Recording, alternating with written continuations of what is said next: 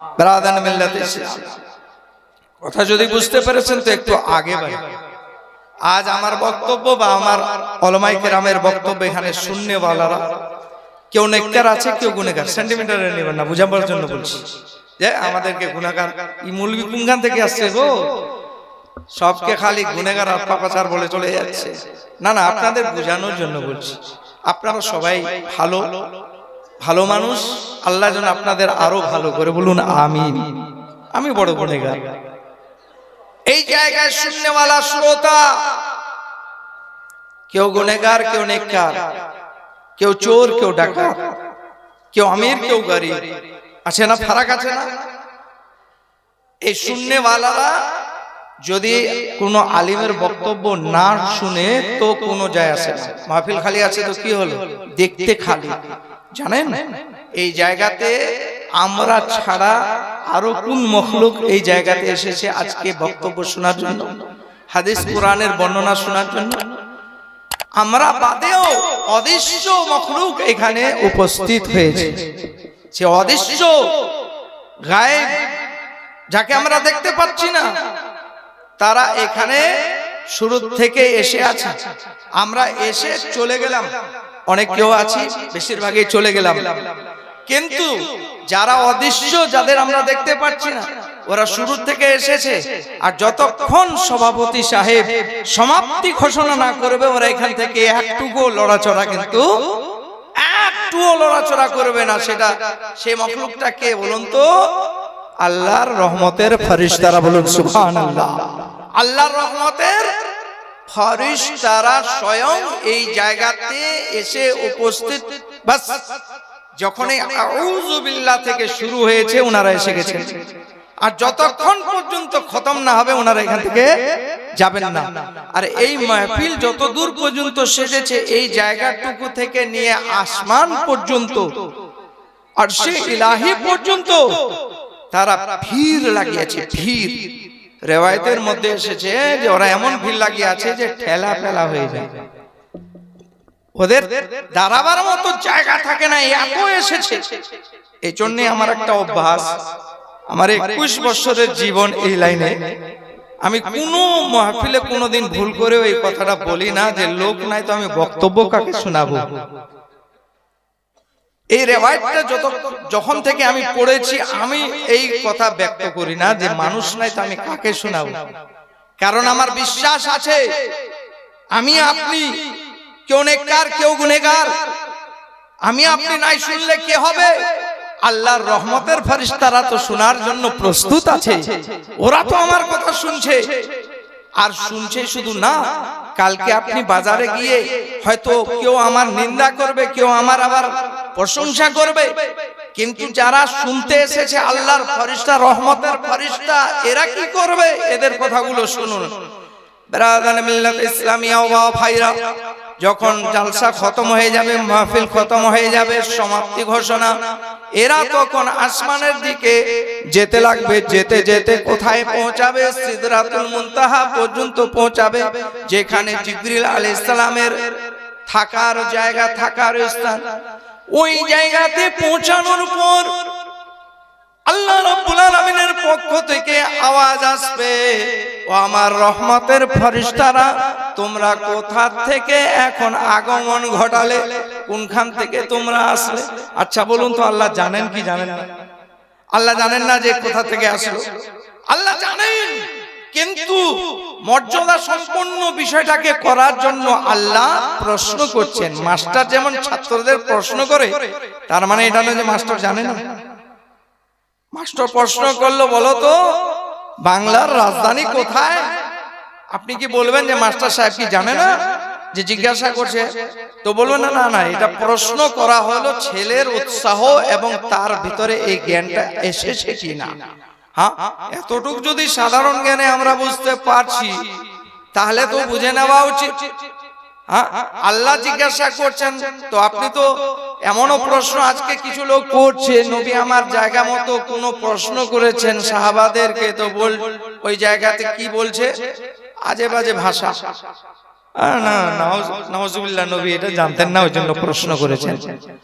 আরে বাবা, নবী প্রশ্ন করলেন, তুমি না জানার কথা নবীর প্রতি চাপিয়ে দিলা। আরে আল্লাহ যে জিজ্ঞাসা করলেন, তো আল্লাহ কি জানতেন না? কথাটা তো ওই জায়গাতেও পৌঁছাবে। তাহলে বোঝা গেল যে প্রশ্ন করার অর্থ এটা নয় যে উনি এই বিষয়ে জ্ঞান রাখেন না বা ওনার এই বিষয়ে কোনো অভিজ্ঞতা নেই, থাকা সত্ত্বেও প্রশ্ন করা যেতে পারে। আল্লাহ রব্বুল আলামিন পাক পরবর্তীকারে আলম মর্যাদা সম্পন্ন বিষয়টাকে করার জন্য জিজ্ঞাসা করছেন। ফেরেশতারা এটা বলছেন না যে আল্লাহ তুমি জানো, আমাদের উত্তর দেওয়ার দরকার কি? ফেরেশতারা উত্তর দিচ্ছে, উত্তর করছে রব্বুল আলামিন পাক পরবর্তীকারে আলম। আমরা সবাই গিয়েছিলাম নয়াগ্রাম মাদ্রাসার দস্তারবন্দির জালসা ছিল, প্রোগ্রাম ছিল। বড় বড় উলামায়ে কেরাম, মুফতিয়ানে এজামগণ, নবীর আশিক, নবীর প্রেমিকগণ সবাই এসেছিলেন তোমার এবং তোমার নবীর গুণগান শোনার জন্য, হাদিস ও কোরআনের কথা শোনার জন্য। শোনার পরে আমল করবে এই আশা আকাঙ্ক্ষা নিয়ে মাদ্রাসার উন্নতি কল্পে জালসা ছিল। আমরা ওই জায়গায় গিয়েছিলাম। আচ্ছা, তোমরা ওই জায়গায় গিয়েছিলে? তাহলে মৌলানা সাহেবরা যে ওয়াজ করছিল, এই ওয়াজের মধ্যে তোমরা কি কি শুনলে? বলে আল্লাহ গো তোমার প্রশংসা, তোমার নবীর প্রশংসা, তোমার দ্বীনের প্রশংসা, হাদিস ও কোরআনের বর্ণনা, জান্নাতের বয়ান, জাহান্নামের কথা, আযাবের কথা, আমলের কথা, এসব কিছু আলোচনা করছিলেন। বলে এইসব কিছু আলোচনা হচ্ছিল। আচ্ছা বলো তো দেখি, জান্নাতের কথা যখন বলছিল, তো আমার বান্দারা যে শুনছিল তাদের পরিবেশটা কি তৈরি হয়েছিল? যখন জান্নাতের মনোরম দৃশ্যের কথা, কোন জান্নাত? যে জান্নাতের খাবার খেলে 70,000 বছর ভুখ লাগবে না, পান করলে 70,000 বছর পিপাসা লাগবে না। আর জান্নাতের মধ্যে সবচেয়ে বড় যেটা নিয়ামত হবে আল্লাহর দিদার ও দর্শন। বলুন সুবহানাল্লাহ। হয় না? তো এই সব কিছু যে আলোচনা করছিল মৌলানা সাহেব, তো আমার বান্দাদের চেহারা মোহরা এবং তাদের পরিবেশটা কি তৈরি হয়েছিল? ফেরেশতাগণ উত্তর করে বললেন রব্বুল আলামিন চেহারা মোহরার কথা খুশিতে আনন্দে উৎফুল্লে মেতে গিয়েছিল। বলুন সুবহানাল্লাহ। জান্নাতের কথা শুনে তারা মেতে গিয়েছিল, আনন্দ করছিল, ফুর্তি করছিল, খুব কি বলে আনন্দ ভোগ করছিল। মনে একটা আলাদাই, চেহারাতে একটা আলাদাই তাদের দেখার মতো দৃশ্য ছিল। খুশিতে যেন চেহারাগুলো উজ্জ্বল হয়ে গিয়েছিল। আল্লাহুস সামাদ। বলে তারপরে পরক্ষণে মৌলানা সাহেব আর কি বর্ণনা দিলেন? বলে মৌলানা সাহেব জাহান্নামের কঠোর শাস্তির কথা এবং জাহান্নামের কঠোরতা সম্পর্কে আলোচনা করছিলেন। জাহান্নামের আগুন এক আপনার সুইর কানা, সুই বুঝেন, সুইর কানা দিয়ে বের হলে সারা পৃথিবীর যত সবুজায়ন আছে সব কি হবে? জ্বলে পুড়ে ছাই হয়ে যাবে। জাহান্নামের আগুন এত কঠোর আছে, ওই জাহান্নামের আগুনে বেনামাজিকে জ্বালানো হবে, বেরোজাদারকে জ্বালানো হবে, গুনেহগারকে জ্বালানো হবে। এই সব কথা আলোচনা করছিলেন, জাহান্নামের অদ্ভুত বিষয়গুলোকে তুলে ধরেছিলেন এবং আপনার ভয় ও ডর সম্পর্কে আলোচনা করছিলেন। আল্লাহ রাব্বুল আলামিন বলবেন, ও আমার ফেরেশতারা, যখন জাহান্নামের কথা আলোচনা চলছিল আমার বান্দাদের কি অবস্থা ছিল? আমার বান্দারা কি জাহান্নাম দেখেছে? আমার বান্দারা কি আমাকে দেখেছে? ফেরেশতা বলেন, না না আল্লাহ গো, তোমার বান্দা তোমাকে দেখে নাই, তোমাকে দেখে নাই, জাহান্নামে কেউ দেখে নাই। কিন্তু তোমার ভয় ডরের কথা বলার সময় তারা এমন একটা ভয়ে ভীত হলো এবং তাদের হৃদয়খানা জর্জরিত হলো তোমার ভয়ে আর জাহান্নামের ভয়ে। অনেক তো এমন ছিল যে চোখ দিয়ে অঝর নয়নে কান্না করছিল, অশ্রু প্রবাহিত করছিল। তো আল্লাহ রাব্বুল আলামিন বলবেন, হে আমার ফেরেশতারা, আমার বান্দা কি আমাকে দেখেছে? বলে না। বলে আমার জাহান্নামকে কি দেখেছে? বলেন না। আল্লাহুস সামাদ। আসুন আমি আপনাকে একটি আজকে মেসেজ দিয়ে যাই। আল্লাহ রাব্বুল আলামিন পাক পরবর্তীকারে আলম তখন ফেরেশতাদেরকে কি বলছেন? আল্লাহ রাব্বুল আলামিন বড় দয়াময়, গফুরুর রহিম, রহমানুর রহিম। তখন ফেরেশতাদেরকে বলছেন, ও আমার ফেরেশতারা, যারাই তোমরা ওই জালসাতে গিয়েছিলা, ওই মাহফিলে গিয়েছিলা, যাদেরকেই তোমরা এই পরিদর্শন করে এসেছো, তোমরা সাক্ষী হয়ে যাও, তোমরা গবাহি হয়ে যাও। আমি আল্লাহ ওই মাহফিলে যত জন বসেছিল বা বসে থাকার পরে চলে গিয়েছিল, আমি আল্লাহ তাদের সব রকম গুনাহ খাতাকে মাফ করে দিয়ে তাদের গুনাহ খাতাকে মার্জনা করে দিলাম। বলুন সুবহানাল্লাহ। আমি তাদের গুনাহ খাতাকে মার্জনা করে দেন। তোমরা সাক্ষী হয়ে যাও, তোমরা সাক্ষী হয়ে যাও। আমার বান্দা আমাকে দেখে নাই, আমার জাহান্নামকে দেখে নাই, তাই এত ভয় ডর আমার রহমতের প্রতি ওরা আশাবাদী হয়ে আছে, আমি তাদের গুনাহ খাতা মাফ করে দিলাম। বিরাদান মিল্লাতে ইসলামিয়া, এ হলো এই মাহফিলের বরকত আর রহমত। এতে আমরা কতটা লাভবান হতে পারি, বিষয়টা আপনি একবারের জন্য চিন্তা করে দেখুন। ব্রাদার মিল্লাতে ইসলামিয়া ও বাও ভাইরা, বাস এটুকুই না, আরো আগে বাড়ুন। এই মাহফিল শেষে যে আজকের মাহফিল, এই সুন্দর মাহফিলে আর কে কে আছে? আর জাজিগ্রাম বাড়ি আবুল বাশর সাহেব খুঁজে পাওয়া যাচ্ছে না? জাজি গ্রামের আবুল বাশর ভাই, আপনি যদি কোথাও থাকেন তাহলে স্টেজে চলে আসবেন, আপনাকে আপনার কেউ খুঁজতেছেন। এই মাহফিলে আমরা আছি, ফেরেশতারা আসলো, আল্লাহর রহমত নেমে এসেছে। আর কে? আর কেউ আছে কি? এমন কোনো বার্তা আছে? বলে হ্যাঁ, শুনুন কি বলছে কবি।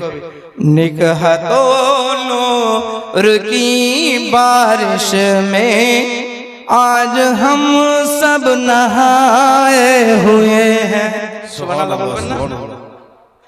निकहतो नूर की बारिश में आज हम सब नहाए हुए हैं। निकहतो नूर की बारिश में आज हम सब नहाए हुए हैं। लग रहा है मेरे आका आज जलसे में आए हुए हैं। लग रहा है मेरे आका आज जलसे में आए हुए हैं। निकहतो नूर की बारिश में आज हम सब नहाए हुए हैं। মানে আল্লাহর দয়া, আল্লাহর রহমত যে বর্ষণ হচ্ছে, আমরা তার মধ্যে গোসল করতেছি। আকাশের পানি যেমন পড়লে, বৃষ্টি হলে আমরা গোসল করি, তদ্রূপ আল্লাহর রহমতের বর্ষণে আমরা যেন গোসল করে যাচ্ছি। আর গোসল করলে যেমন শরীরের মল দূর হয়ে যায়, শরীরের ময়লা দূর হয়ে যায়, নোংরা দূর হয়ে যায়, তদ্রূপ আল্লাহর রহমতের বর্ষণে গোসল করলে আমাদের পাপের ময়লাগুলো ধুয়ে যায়। বলুন সুবহানাল্লাহ। পাপের ময়লাগুলো ধুয়ে যায়। अब শেষের লাইনে কবি কি বলছেন? লাগ রাহা হ্যায়। লাগ রাহা এর অর্থটা গুলো মনে হচ্ছে না, না না না, মনে হচ্ছে, এটা লাগ রাহা হ্যায় মনে হচ্ছে, এর অনুবাদ হবে না। নিঃসন্দেহে, এর মধ্যে কোনো সন্দেহ নাই যে আমার আপনার নবী আজকে স্বয়ং এই জালসাতে বিরাজমান করে আছেন। বলুন সুবহানাল্লাহ। বলো মৌলভী সাহেব, এত চিল্লা চিল্লা খালি বলছেন, কোন রেফারেন্স, কোন দলিল আছে আপনার কাছে? কত দলিল দিবেন আপনি? আজকে কেউ কইছে যে নবী হাজির ও নাজির নাই, নাউজুবিল্লাহ, হ্যাঁ না, নবী হাজির ও নাজির নাই, এমনও কথা বলছে কি বলছে না? হ্যাঁ, কিন্তু আহলে সুন্নাত ওয়াল জামাত কোরআন হাদিস আদিল্লাহ শারা শরীয়তের দলিল আদি দিয়ে প্রমাণ করেছে, আর কিয়ামতের সকাল পর্যন্ত প্রমাণ থাকবে যে আমার আপনার নবী হাজির ও নাজির আছেন, সবকিছু পরিদর্শন করছেন, দেখছেন। আনা কেমন করে? তো একটা দলিল আপনাদেরকে দিই। আল্লাহ রাব্বুল আলামিন পাক পরওয়ারদিগার আলম ইরশাদ করেছেন কোরআন পাকের 21 পারার মধ্যে, আন-নাবিয়্যু আওলা বিল মুমিনিনা মিন আনফুসিহিম, আন-নাবিয়্যু আওলা বিল মুমিনিনা মিন আনফুসিহিম। নবী মুমিনদের জানের থেকেও অতি নিকটে আছে। বলুন সুবহানাল্লাহ। আপনার আমার শরীর মাথা থেকে পা পর্যন্ত যে আছে কিনা, এই মাথা থেকে পা পর্যন্ত শরীর, এর মধ্যে যে জায়গাতে আপনার আমার রূহ আছে, আপনার আমার জান আছে, যে জায়গায় ওই জান থেকেও বেশি নিকটে আমার আপনার নবী আপনার আমার কাছে মজুদ আছেন। বলুন সুবহানাল্লাহ। কোরআন বলছে, এর উপরে আর কোন দলিল আছে? এর উপরে আর কোন রেফারেন্স আছে? আল্লাহ নিজের সম্পর্কে কি বলেছেন? নাহনু আকরাবু ইলাইহি মিন হাবলিল ওয়ারিস, সূরা কাফ 26 পারা, যে হে আমার বান্দারা, আমি তোমার সেই রগ, মানে তিনটা রগ আছে, যে রগের পাশে জান থাকে বলে তার থেকেও আমি তোমাদের নিকটে আছি। এই জন্যই আমার আপনার ইমাম 14 শতাব্দীর মুজাদ্দিদ আজম ইমামে ইশক ও মোহাব্বত, ইমামে আহলে সুন্নাত আলা হযরত আজিমুল বরকত ইমাম আহমদ রাজা খান ফাজলি বেরেলভী রাদিয়াল্লাহু তাআলা আনহু খুব সুন্দর কথা বলেছেন উম্মতে মুহাম্মদী সাল্লাল্লাহু আলাইহি সাল্লামকে শিক্ষা দান দেওয়ার জন্য। কি বলছেন? দিন লহো মে খোনা তুঝে, সব সুবহ তক সোনা তুঝে, দিন লহো মে খোনা তুঝে, সব সুবহ তক সোনা তুঝে, खौफे खुदा शर्मे नबी ये भी नहीं वो भी नहीं, खौफे खुदा शर्मे नबी ये भी नहीं वो भी नहीं। এ আমার নবীর মাননে ওয়ালারা, চানে ওয়ালারা, শুনো শুনো, আজ আমাদের এমন অবস্থা হয়েছে যে সারা দিন আমরা খেল আর কুদে, খেলাধুলাতে মগ্ন হয়ে আছি, দুনিয়াকে নিয়ে মাতওয়ালা হয়ে আছি। দুনিয়াকে নিয়ে যে মত্ত হয়ে যায় ওটা খেলা ছাড়া আর অন্য কিছু নয়। দুনিয়াকে নিয়ে আমি আপনি এমন মাতওয়ালা হয়ে গেলাম যে দিনকে আমরা পিছনে ফেলে দিলাম, তো ওটা খেলাই হয়। তো সারা দিন আমরা নিজেকে এই দুনিয়ার খেলাতে মাতওয়ালা করে রেখেছি, আর রাতে ঘুমাতে ঘুমাতে আমরা দেরি করে ঘুমাই। আজকের দিন মোবাইল আসার পরে মানুষের অবস্থা কি হয়েছে? ভালো ভালো মানুষ, বুড়া বুড়া, বয়স্ক বয়স্ক, যার একটা পা কবরে চলে গিয়েছে, সেও পর্যন্ত রাতে বিছানায় শুয়ে শুয়ে মোবাইল চালাতেই আছে। ভোর সকাল হতে যাচ্ছে তবু মোবাইল চালিয়ে যাচ্ছে, যখন ঘুম সামলাতে পারে না মোবাইল চলছে, ঘুমিয়ে যায়। আর ফজরের নামাজ কোন দিকে গেল, কিভাবে গেল, সেটাও তার হুঁশ হাওয়াসে থাকলো না, নামাজ তো পড়লই না। আর উঠলো কখন? যখন সূর্য এভাবে উপরে উঠে গিয়েছে, হ্যাঁ না? আপনার কি বলে, সব সুবহ তক, মানে সকাল হয়ে সূর্য অনেক দূরে উপরে উঠে গিয়েছে, তারপরও ঘুম আর ভাঙে না। হয় কিনা? ঠিক কিনা? কথা ঠিক কিনা বলো? এবারে বলছেন খৌফে খোদা, যদি আপনার আমার হৃদয়ে আল্লাহর ভয় ও ডর থাকতো, তাহলে আমরা সচেতন হয়ে গিয়ে, হুঁশিয়ার হয়ে গিয়ে আমরা কি করতাম? সঠিক টাইমে ঘুম দিয়ে দিতাম, 5 ওয়াক্তের নামাজ আদায় করে ফজরের সময় আমরা নামাজের জন্য উঠে নামাজ আদায় করতাম জামাতের সহিত। আর শর্মে নবী বলে, আল্লাহ তো তোমাকে দেখছেন এই কুদরতি দৃষ্টিতে, কুদরতের যেমন দৃষ্টি হয় সেই দৃষ্টিতে আপনাকে আমাকে আল্লাহ তো দেখছেন, আল্লাহর ভয় ডর নেই। আচ্ছা বলুন তো, আমি যদি কারো সন্তান হই, নিশ্চয়ই কারো সন্তান, আমি আমার বাপের সামনে কোনো খারাপ কাজ করতে পারবো? ভুল কাজ করতে পারবো? যারা সুসন্তান, ভালো সন্তান, তারা কোনোদিনও ভুল করে কিন্তু বাপ মায়ের সামনে, গুরুজনদের সামনে খারাপ কাজ করতে চাইবে না। চাইবে কি? ভয় করবে না, সম্মান করবে, আদব করবে। করবে কি করবে না? তো আমরা আল্লাহকে ভয় যদি করি, যে আল্লাহ তো সব জায়গায় তার জালওয়া বিরাজমান, আল্লাহ আমাকে দেখছে, আল্লাহর ভয় আমাকে নিজের ভিতরে আনতে হবে। আর আমার নবী, যে নবী উম্মতের দরুন কত না ইবাদত ও বন্দেগীর মাধ্যম দিয়ে কানাকাটি করেছেন, সে নবী আমার সব কর্মকে দেখছেন, সব কর্মকে দেখছেন। তাহলে আমি কি করে ভুল কাজগুলো করি? তো আমাদের আজকে না তো আল্লাহর ভয় আছে, আর না নবী মুস্তাফা সাল্লাল্লাহু তাআলা আলাইহি ওয়াসাল্লামের লজ্জা শরম আমাদের ভিতরে কোনো হায়া পর্দা আছে, সবকিছু আমাদের উঠে গিয়েছে। আমরা সভ্যতার লাইনে নিজেকে দাঁড়িয়ে দিয়েছি, আমরা অসভ্য হয়ে গিয়েছি। সভ্যতা আমাদের ভিতরে আর মোটেই নেই, সভ্যতা উঠে গিয়েছে। বেরাদান মিল্লাতে ইসলামিয়া তো খৌফে খোদা শর্মে নবী ये भी नहीं वो भी नहीं। তো এই মাহফিলটা সাজানো যে হয়েছে, এই মাহফিলের এত বড় গুরুত্ব আছে, এত বড় গুরুত্ব আছে, কিন্তু আমরা এটাকে কোনো মতেই কি বলে স্বীকৃতি দান করে আমরা পরিপূর্ণভাবে এতে অংশগ্রহণ করি না।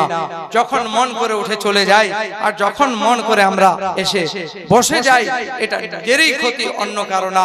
নবীর যদি আমি আপনি আশিক হই, নবীর যদি দিওয়ানা হই, নবীর যদি প্রেমিক হই, নবীর মাদ্রাসার যদি চাহনেওয়ালা হই, তাহলে হর রকম ভাবে আপনাকে আমাকে দামে দিরামে কদমে সুখনে টাকা দিয়ে শরম দিয়ে সব রকম ভাবে সহযোগিতা করতে হবে।